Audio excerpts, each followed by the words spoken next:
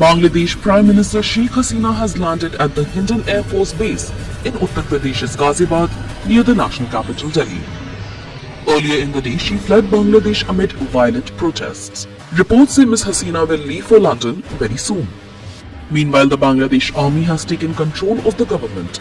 In a televised address to the nation, Army Chief General Bakarul Zaman said the military will form an interim government and urged the protesters to stand down.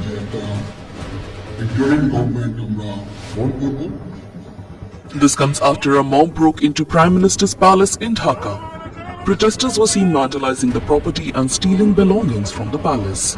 And it's not just the Prime Minister palace that has come under attack. The protesters have also set the Home Minister's residence on fire. The Bangladesh Parliament has been occupied, TV stations have been attacked, and there is total anarchy on the streets of Dhaka.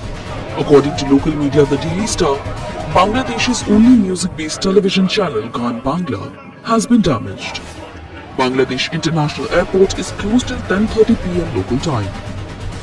In India, the Delhi police has beefed up security at the Bangladesh High Commission in Chanakyapuri and the Indira Gandhi International Airport. Indian Railways has suspended train operations to Bangladesh, and the Border Security Force has issued a high alert along the 4,000-kilometer India-Bangladesh border in wake of the unrest.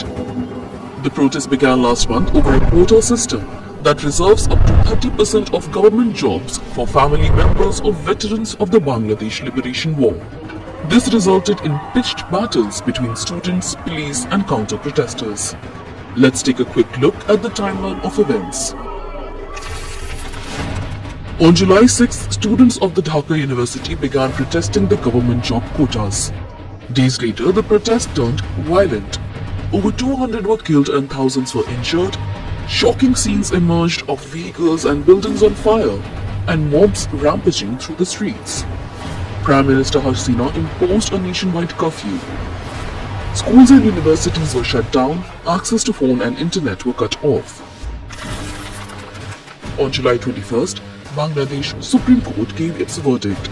It scaled back job quotas, hoping to put an end to the violence.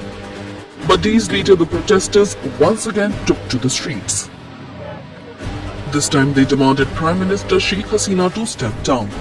The Prime Minister's invitation for a dialogue wasn't heeded. She once again imposed a nationwide curfew, but the students called for a march to Dhaka in defiance.